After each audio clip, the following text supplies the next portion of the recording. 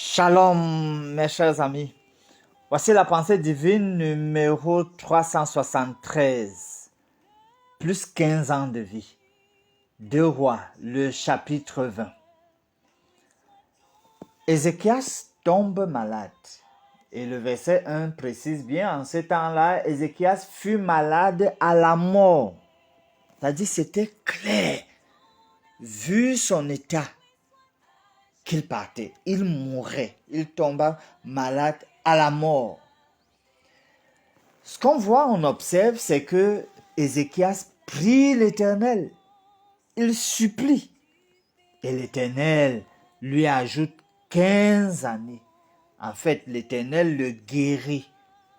Le verset 6 nous dit ceci: j'ajouterai à tes jours 15 années, je te délivrerai. C'est Dieu qui parle. Il lui en donne la garantie. Concrètement, Ésaïe fait appliquer une masse de figues sur l'ulcère qu'avait Ézéchias.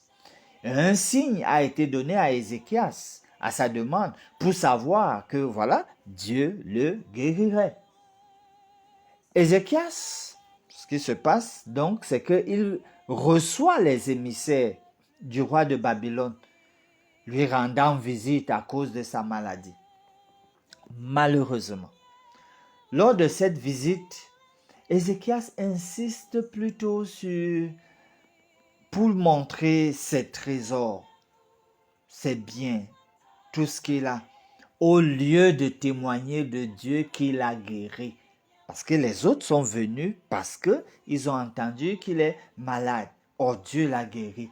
Au lieu qu'il témoigne comment Dieu l'a guéri, il met l'accent sur ses trésors, il monte et descend. Ésaïe, dans la suite du chapitre, prédit la captivité babylonienne de Juda. Ce que nous voyons, chers amis, c'est qu'il est très important de témoigner pour le Seigneur et lui rendre gloire pour toutes choses. Ézéchias a manqué de le faire. Chers amis, ayant reçu un surplus de 15 années de vie, le roi Ézéchias devait beaucoup plus témoigner des bienfaits de Dieu, témoigner de la puissance de guérison de Dieu, oui, de sa capacité à délivrer, témoigner de ses hauts faits. Ézéchias devait se présenter comme un témoignage vivant de la gloire de Dieu, de la puissance de Dieu.